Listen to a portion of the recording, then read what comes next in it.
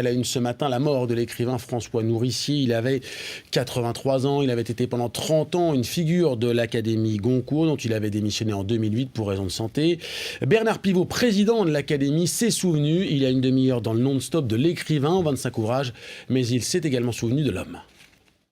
Vous savez, c'était l'homme qui, par sa connaissance, par son engagement, par sa passion des livres, a exercé une influence très grande sur l'Académie Goncourt et notamment sur les votes. Donc j'ai eu le temps de le voir. Moi, je suis entré tardivement à l'Académie Goncourt, mais j'ai quand même eu le temps de le voir à l'œuvre pendant 2 ou 3 ans. Et c'est vrai qu'il y avait ce rayonnement auquel nous étions tous très très sensibles. Quand il défendait un livre, on peut dire que ce livre avait une chance un jour de l'emporter. D'ailleurs, rappelez-vous, il a été l'un des premiers défenseurs de Houellebecq. Il a été très fâché que 2 ou 3 fois l'Académie Goncourt n'ait pas voté pour lui. Et malheureusement, cette année où Houellebecq a eu le prix Goncourt, il n'était plus là. Et je crois savoir d'ailleurs que Houellebecq est allé le voir dans sa retraite pour le remercier d'avoir fait ce qu'il a fait pendant tant d'années pour lui. Donc c'était un personnage qui avait une forte personnalité et qui savait parler des livres, qui avait cet engagement, cette passion, qu'il savait et très souvent on était ébranlé par